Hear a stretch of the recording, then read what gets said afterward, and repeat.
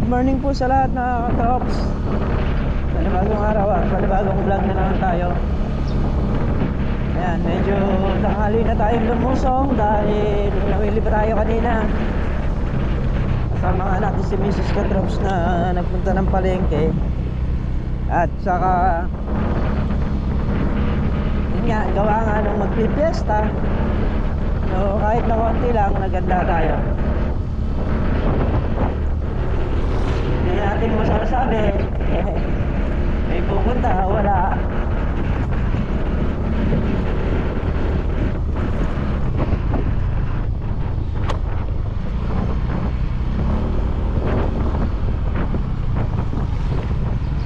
Kaya ayun, naganda tayo kahit na konti lang kailangan.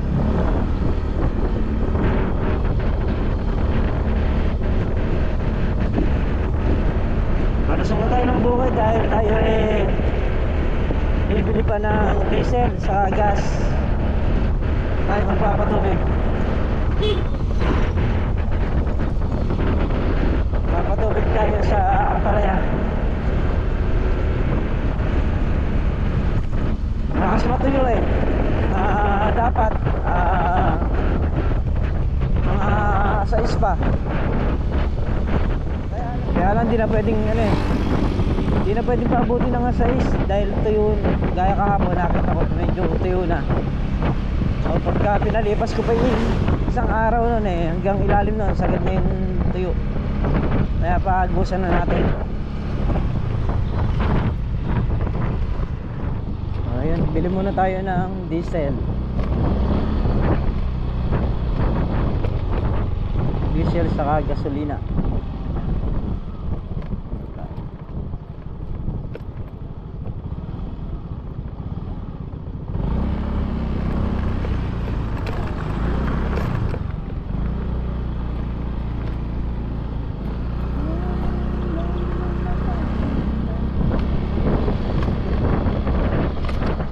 Ito na nga pala yung diesel saka yung gas na aming gagamitin sa pagpapatubig dito sa mga Ampalaya. Ito na mga katrops, tayo nag start na magpaandar dahil tayo magpapatuba. Pagka lahat ng napapatubigan natin papatabaan na natin. Parang Carlo nagpaandar na rin dun sa diesel.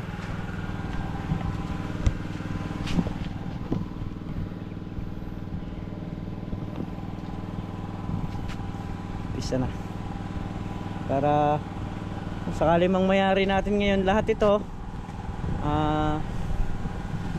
dahil bukas nga po fiesta ng San Vicente, so hindi po kami makakalusong bukas. Ayan po, kung hindi mayayari ngayon to obligado po tayong lumusong bukas. Kasi po uunahin ko to kaysa sa Fiesta San Vicente.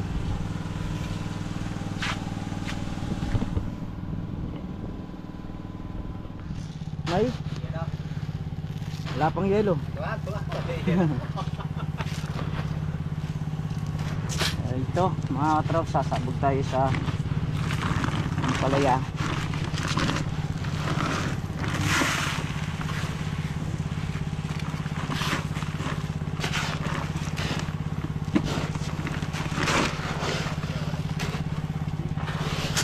Haluin natin. Dalawang klase yung pataba na yan mga katrops. Ito medyo mahal. Ano to kulang 50 ang isang kilo nito. Kulang 50? 55 kilo? Ha? 55 kilo? Ay, sobra 50 pala, kulang 60. 55 no. Sorry. Sorry, tao lang. Nagkakamali. Alin? Huwag mo ihahalo lahat yung panghalo Wala na, nahalo ko na lahat. Ikaw naman.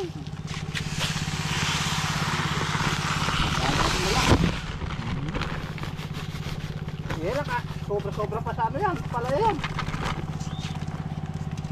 O de, meron pang isang bultong pansabog doon.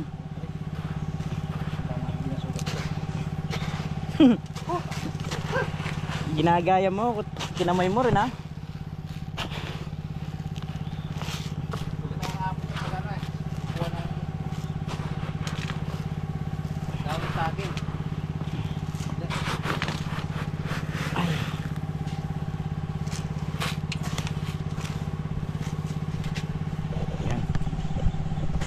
Halo na. Saan pwede na sa yun mga katraps.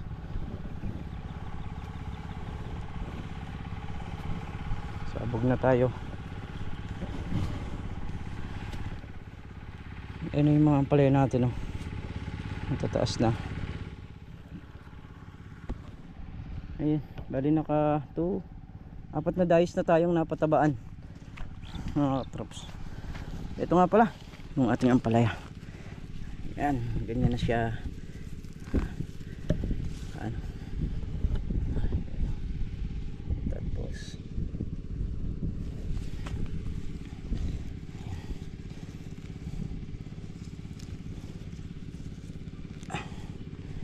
ito naman kaya rin naman nung makapiesta na yan grass cut rin natin yung kalamansi. Ayan yung paghita na yan, dadamuhin natin para palilitawin natin ulit yung lupa.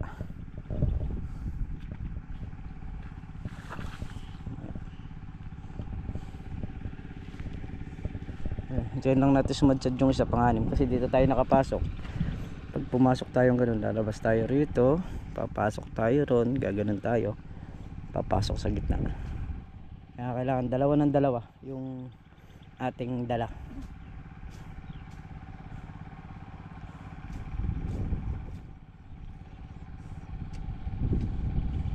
Mga kulitis, sabit mo tong yan, sabit mo sa taas. Pagka natuyo kasi sa baba yun mga katraps, napaka hirap. Napakahirap pa, naiiwan pa yung dulo.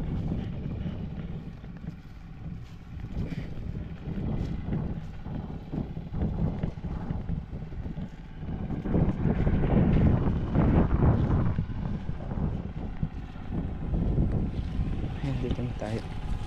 Ito na yung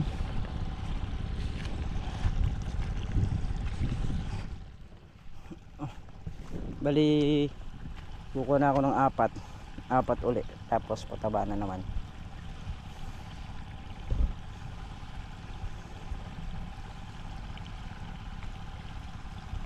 Yung si Mertong Vlog, bali ito pinupuno-puno niya yung mga kalamansi.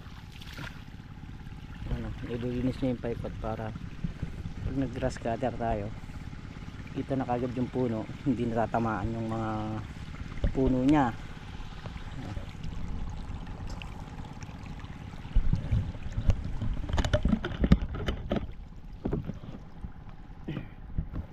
Buti ganyan ulit ang panahon, no? Pero pag tungtong ng makapananghali, nako, ayun na, trek na naman yung araw.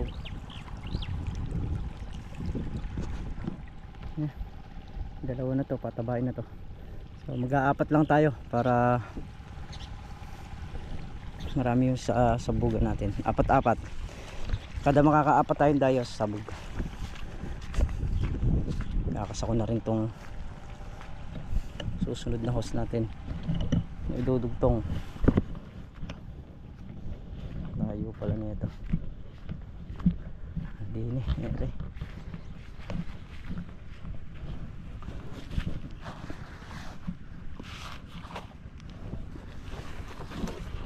Ere, idudugtong natin.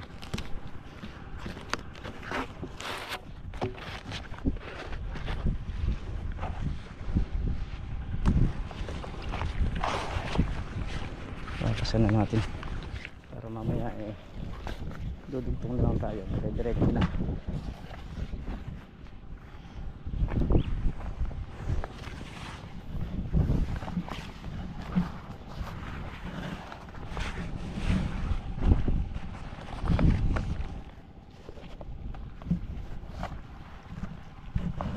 Dio abot.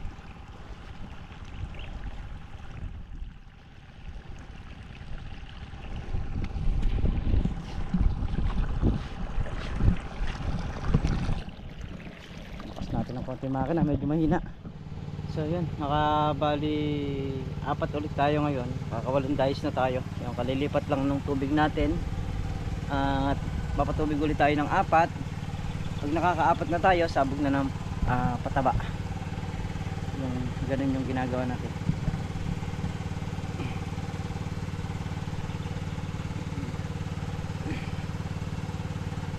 So ngayon siguro mga isang bulto ngayon yung uubos, tapos isang bulto sa susunod na pagpapataba natin. Mahaba na rin yung mga ampalaya. At ano na sila, 15 days. Nasa 15 days na mga props yung mga ampalaya. Maganda naman yung bulas ng ampalaya.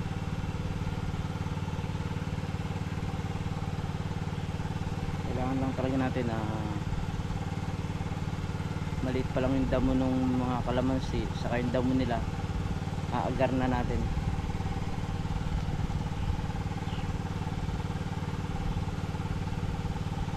Hindi naman pwedeng mag-spray ng ano rito ng pamatay damo, kasi nga may mga halaman na gaya niyan. Kaya hindi po pwede, kahit nasabihin pang malayo sa halaman yung spray mo, at sa gusto mo makaka-epekto pa rin sa halaman natin. Kaya puro grass cutter saka pagtatabas ang paggaganahin natin.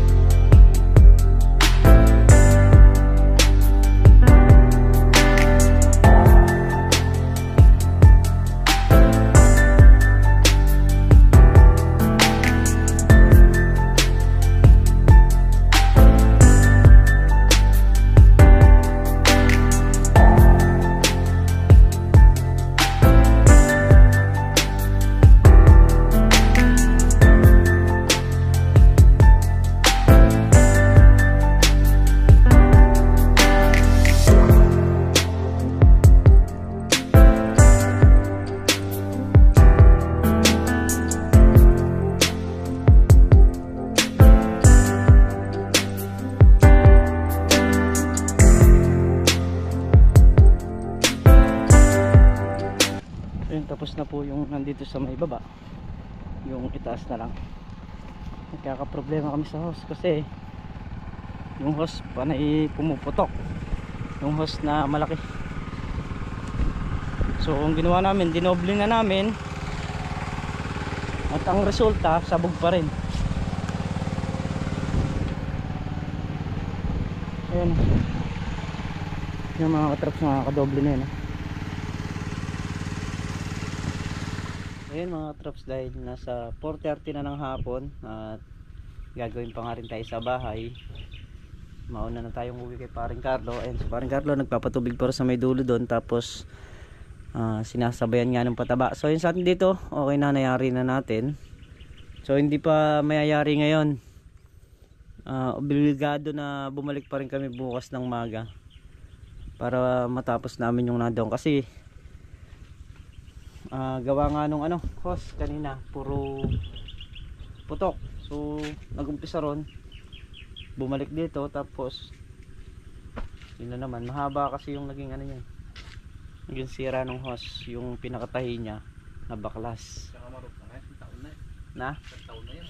Oo, isang taon na rin yan kaya hindi na ganun ka kasi ulanin, arawin syempre. Tapos ng diwatyo ka sa isba to? Sa isto? Sa is. Kung gawin niyang 8. Pagkakuha na siguro. Gawin niyang 8. Pag sa kalamansi na tayo. Gawin niyang 8.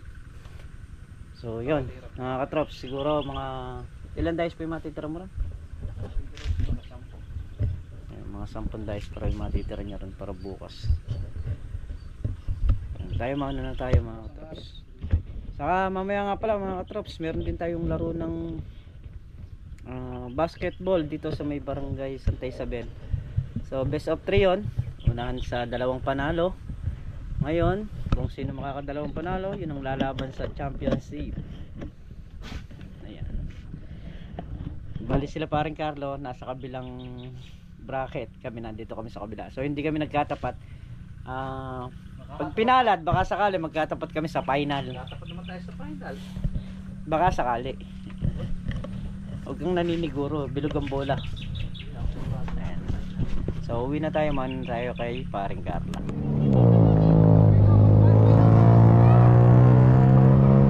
May parada.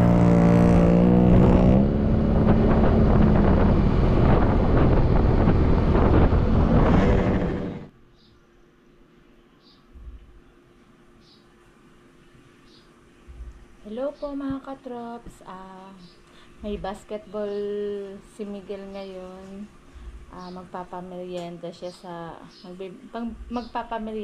mga kasama niya. Kaya ito yung lulutuin natin ngayon. Spaghetti. Tita, ito na. Lulutuin ko na siya para ready na mamaya. Thank you so much, Tita.